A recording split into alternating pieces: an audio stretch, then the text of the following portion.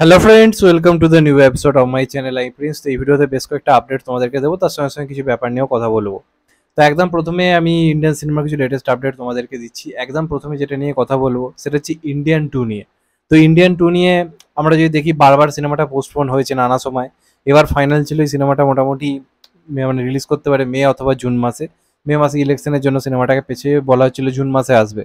এখন যেটা জানা যাচ্ছে জুন মাসেও সিনেমাটা আসবে কিনা তার কোনো নিশ্চয়তা নেই। 99% না আসার চান্সই মানে প্রবল।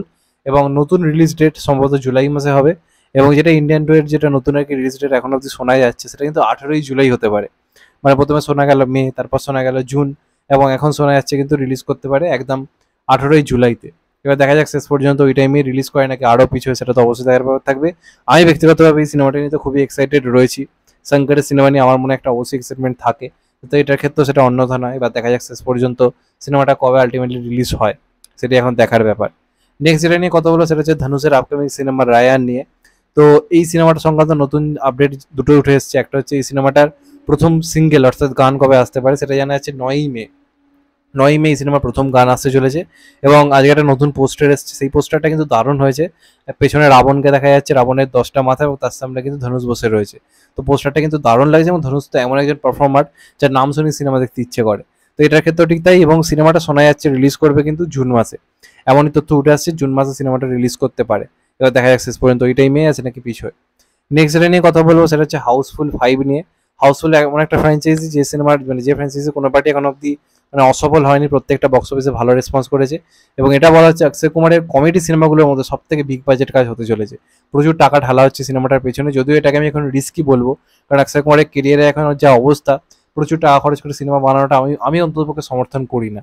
এটা আমার ব্যক্তিগতভাবে মতামত। তবে এটার কাস্টিং ক্রমশ চমক থেকে চমকপ্রদ হচ্ছে।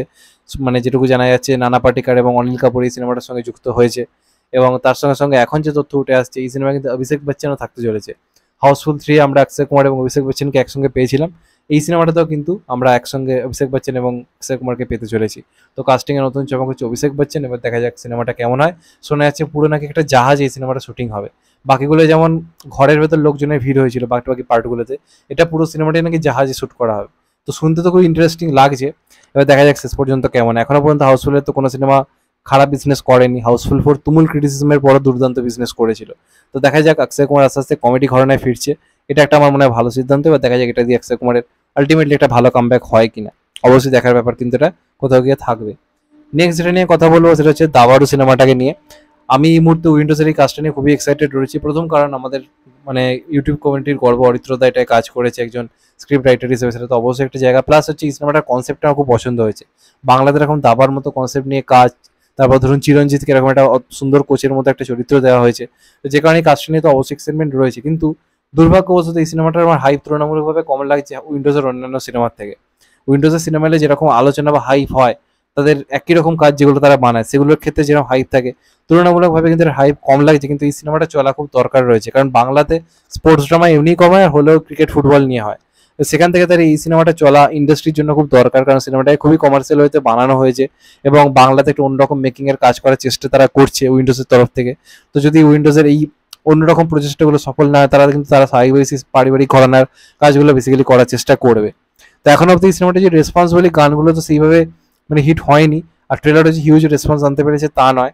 তবে আসার ব্যাপার, দেখা যাক এই সিনেমাটার যে স্ট্রং ওয়ার্ড অফ মাউথ আনতে পারে কিনা, এবং শেষ পর্যন্ত একটা ভালো স্পট বুকিং আনতে পারে কিনা। কারণ এই ধরনের সিনেমাগুলো কি হয়, অ্যাডভান্স বুকিং এর উপর নির্ভরতা কিন্তু নয়। মানে এই পুরোপুরি স্পট বুকিং এর উপর নির্ভর করে এবং ওয়ার্ড অফ মাউথের উপর নির্ভর করে চলে। তো উইন্ডোজের অন্যান্য সিনেমা থেকে তো হাই রেটের অবশ্যই কম, কিন্তু আমার মনে হয় কাজটা কিন্তু উইন্ডোজের অন্যতম একটা সেরা কাজ হয়ে উঠতে পারে। এবার দেখা যাক এই সিনেমাটা এই বছরের একটা অন্যতম বড় হিট হয়ে উঠতে পারে কিনা, কারণ উইন্ডোজ মানেই হিট সিনেমা, এটা আমরা সবসময় দেখে এসেছি। তো দাবারও সেটা করতে পারে নাকি সেটা একটা দেখার ব্যাপার থাকবে, কারণ এই টাইমে তাদের সিনেমাও খুব একটা আসে না। তারা একটা অড টাইমে সিনেমা আনছে ভোটের মধ্যে। তো দেখা যাক কিরম সিনেমাটার রেসপন্স আলটিমেটলি হয়। আমি তো চাই এইভাবে অবশ্যই ভালো চলুক। আর লাস্ট যেটা নিয়ে কথা বলবো সেটা হচ্ছে লুঙ্গি ম্যান সিনেমাটাকে নিয়ে, যেটা বনির বলা হচ্ছিল বিগেস্ট মাস মুভি। এবং বনি নিজে খুব বড় সড়ো করে তখন ফেসবুকে পোস্ট করেছিল একটা মোশন পোস্টার বার করে, যে হিউজ একটা কাজ আসছে, বিরাট টাকা খরচ করা হচ্ছে, বাংলায় এরকম অ্যাকশন মুভি হয়নি।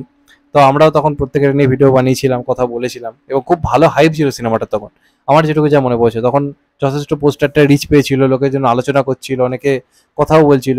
তারপর সিনেমাটা পুরো ব্যাপারটা উধাও হয়ে যায়। তো আর কিছুই নয়, এটা আর একটা হচ্ছে ফেক কেস হয়েছে।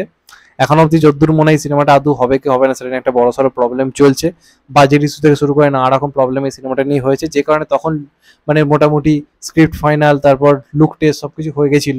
কিন্তু তারপর বনির প্রথম কথা বক্স অফিসে একটা হিউজ ব্যর্থতা পরপর, সেটা কোথাও গিয়ে একটা কোণঠাসা করে দিয়েছে যে বনিকে নিয়ে প্রজেক্টটা করা কত আদৌ কোনো লাভবান হবে কিনা। কারণ পুরোপুরি নতুন প্রোডাকশন হাউস থেকে কাজটা আসার কথা, প্রচুর পরিমাণ টাকা ইনভেস্ট করে তারা করতে চেয়েছিল, কিন্তু বনির এই মুহূর্তে বক্স অফিসের হাল, তার পেছনে এখন কেউ 1 কোটি টাকা খরচ করতে চাইবে না, এটা এবং এটাই স্বাভাবিক, এটা কিছু ভুলেননি।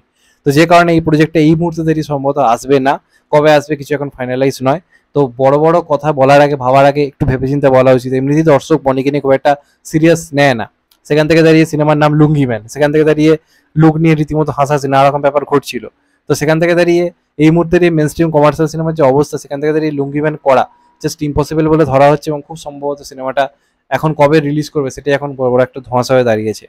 তো এই হচ্ছে ব্যাপার। এবার এই সিনেমাটা মানে এলে ভালো হতো নাকি না এলেই ভালো, তোমাদের এটা নিয়ে মতামত অবশ্যই জানিও।